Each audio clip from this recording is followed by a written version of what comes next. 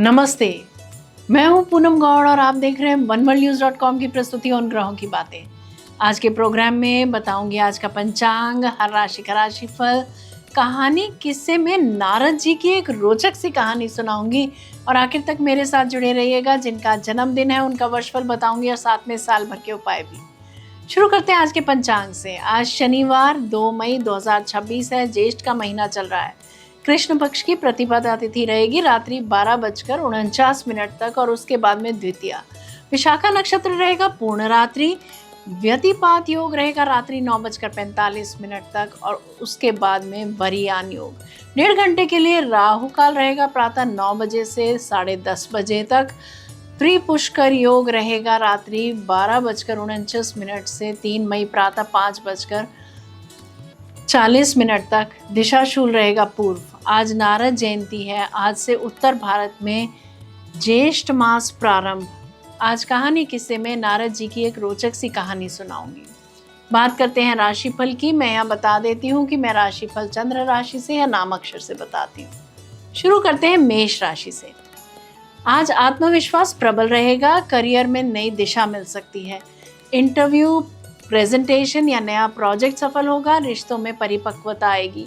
यात्रा के योग भी हैं। लेखन के क्षेत्र के लोगों के लिए दिन लाभदायक सिद्ध होगा। ट्रांसफर ऑर्डर मिल सकता है। वृषभ राशि, धन, निवेश और आर्थिक मामलों में लाभ होता दिख रहा है। पारिवारिक माहौल सकारात्मक रहेगा। किसी बड़े व्यक्ति की सलाह फायदेमंद साबित होगी। निवेश या बचत की योजना सफल रहेगी। सफलता हाथ लगेगी। पुराने सामान से प्रॉफिट होता दिख रहा है। चीटिंग और एक्सीडेंट से थोड़ा बच कर रहें। मिथुन राशि, आज संवाद, शिक्षा और योजना में बड़ी सफलता मिल सकती है। रिश्तों में मिठास बढ़ेगी। आज लिए निर्णय आने वाले दिनों में लाभदायक सिद्ध होंगे। आपके काम के चर्चे दूर दूर तक होंगे। किसी कार्यक्रम का नेतृत्व भी कर सकते हैं आप। कर्क राशि, आर्थिक मामलों में राहत मिलेगी पर भावनात्मक रूप से थोड़ी उलझन रह सकती है। आज किसी पुराने कार्य का समाधान मिलेगा। स्वास्थ्य में सुधार होगा। घर में शुभ कार्य के संकेत मिलते हैं। समाज सेवा पर धन खर्च कर सकते हैं आप। उच्च शिक्षा के विद्यार्थियों को बाधा आ सकती है। गुप्त तरीकों से सफलता मिलेगी।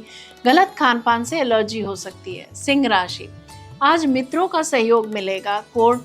कोई बड़ा लक्ष्य पूरा करने का मौका मिलेगा। प्रेम संबंधों में बेहतर संवाद और निकटता आएगी। सामाजिक सम्मान बढ़ेगा। कला के क्षेत्र में रुचि बढ़ेगी। आज किसी कार्य में असंतोष रह सकता है। कन्या राशि, करियर में बड़े विकल्प मिल सकते हैं। बड़े बुजुर्गों का सहयोग मिलेगा। किसी बड़े कार्य की जिम्मेदारी आपके हाथ आ सकती है।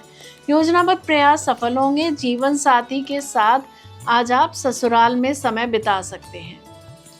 तुला राशि की बात करते हैं।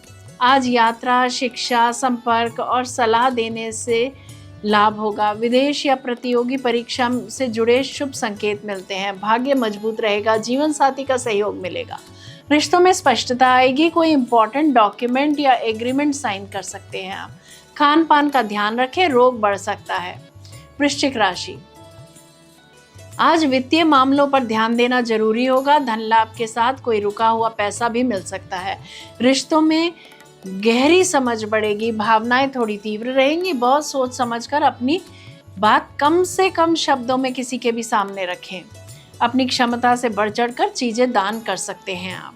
अनहोनी से बचें। अपमानजनक परिस्थितियों से बचें। धनु राशि, आज साझेदारी में लाभ होगा। वैवाहिक जीवन सुख में रहेगा। करियर में नए अवसर दिखेंगे। आपकी वाणी प्रभावशाली रहेगी। दिन पेशेवर मामलों के लिए बहुत शुभ रहेगा। परिवार व पड़ोसियों के साथ समय अच्छा बीतेगा। विरोधी हावी हो सकते हैं। मकर राशि, कामकाज में प्रगति होगी। जिम्मेदारियां बढ़ेंगी। दिनचर्या सुधारने से स्वास्थ्य में सुधार होगा पर थकान का ध्यान रखें। सहकर्मियों के साथ तालमेल अच्छा रहेगा। कोई चीजें मिल सकती हैं। कुंभ राशि, आज रचनात्मकता और प्रेम जीवन दोनों मजबूत रहेंगे। बच्चों से सुख मिलेगा। काम में सफलता और नई संभावनाएं दिखेंगी। आर्थिक स्थिति सुधरती नजर आएगी। नए आइडिया सफल होंगे। करीबी मित्रों के साथ समय बिताएंगे आप।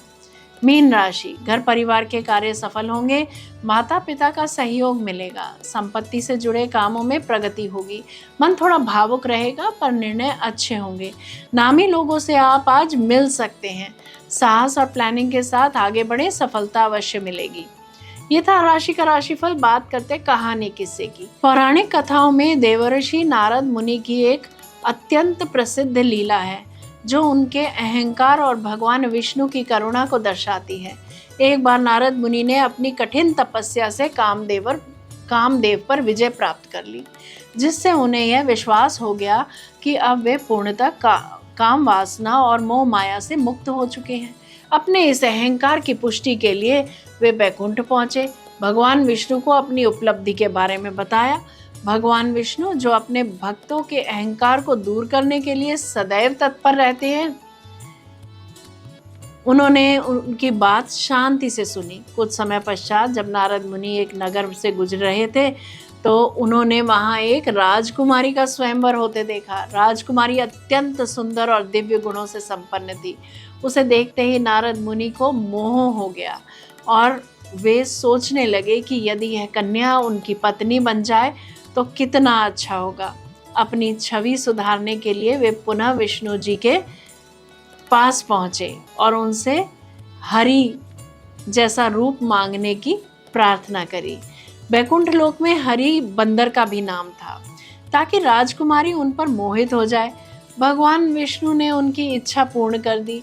जब नारद मुनि स्वयंवर में पहुंचे तो वहां उपस्थित अन्य राजा और राजकुमार उन्हें देखकर हंसने लगे। नारद जी को लगा कि वे उनकी महानता से प्रभावित है, लेकिन असल में उनका मुख वानर जैसा हो गया था।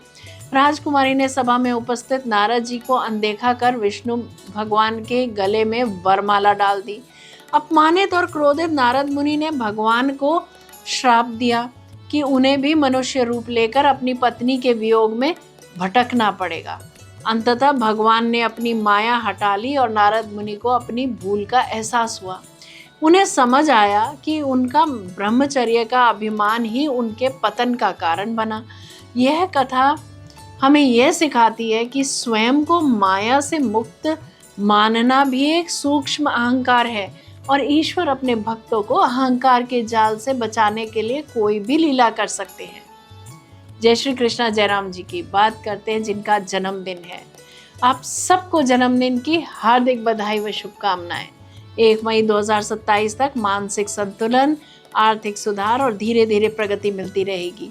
करियर में शुरुआत में थोड़ा धीमापन रह सकता है, लेकिन वर्ष के मध्य के बाद अच्छे अवसर मिलने लगेंगे। शिक्षा, कला, लेखन, काउंसलिंग, बैंकिंग या सेवा क्षेत्र से जुड़े लोगों को विशेष सफलता मिलने की संभावना है। आर्थिक स्थिति में सुधार होगा, लेकिन भावनात्मक निर्णय लेकर खर्च करने से बचना जरूरी होगा। रिश्तों के मामले में यह वर्ष मधुर रहेगा, परिवार का सहयोग मिलेगा और प्रेम संबंधों में समझ बढ़ेगी। अविवाहित जातकों के लिए विवाह के योग बन सकते हैं। स्वास्थ्य के मामले में नींद, तनाव या पाचन से जुड़ी समस्याओं पर ध्यान देना आवश्यक होगा। बात करते हैं साल भर के उपायों की। सोमवार को भगवान शिव को जल या दूध अर्पित करें। ओम सोम सोमाय नमः मंत्र का 108 बार प्रतिदिन जप करें। चावल, दूध या सफेद मिठाई का दान करें। चांदी का आभूषण धारण कर सकते हैं, लेकिन किसी की सलाह से। ध्यान और प्राणायाम नियमित करें, लाभ अवश्य होगा। यदि आपको ये मेरा प्रोग्राम पसंद आया है तो इसे लाइक, शेयर, कमेंट करें। कल फिर जुड़िएगा हमारे साथ oneworldnews.com की प्रस्तुतियों उन ग्रहों की बातें में। नमस्ते।